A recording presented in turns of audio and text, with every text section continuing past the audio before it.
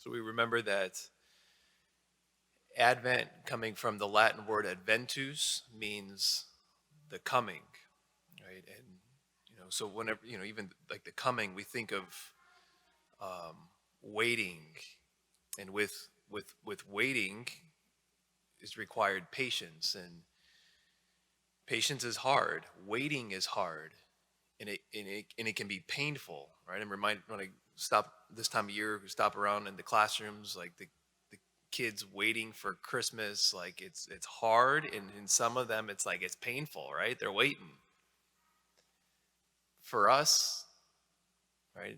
It's not because for us, the waiting, the pain, right, from the unmet desires that we have, unmet desires that we have for ourselves, for you know for a family member, for for just the fulfillment of what's to come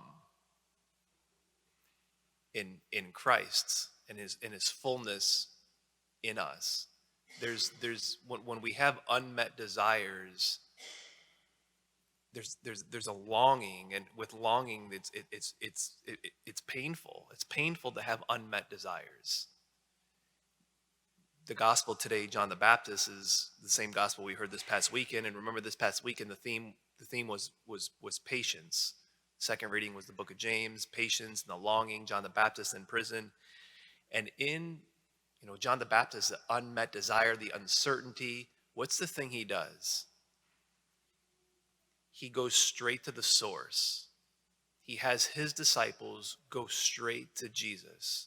There's no messing around anywhere else. He just, in his unmet desires, he goes to the source. And you know, today on the feast of St. John of the Cross in the 16th century, I just want to read a couple quotes from him, who's a doctor of the church and just a mastermind in the spiritual life.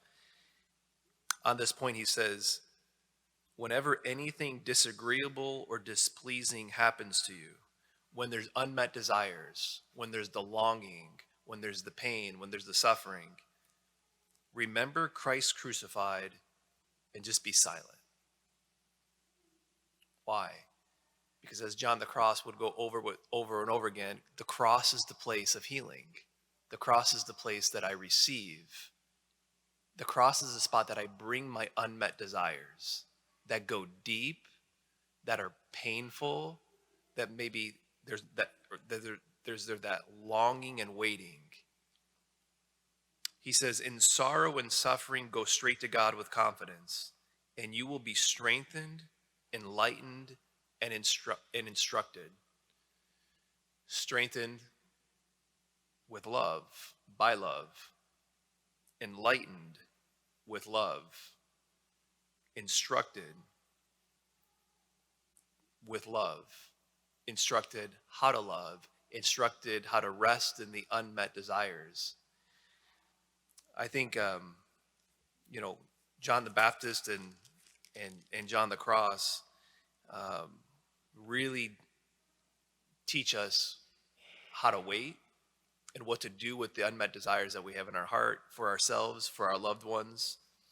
And so maybe, and the thing with that is, with the unmet desires, because of the pain, it's hard to go there. And so if we're courageous enough today to sit with those, to name the unmet desires, to bring them to Christ, to call them to mind, right? To have courage to do that and ask, what are my unmet desires right now? Where is the longing in my heart? Where is the pain?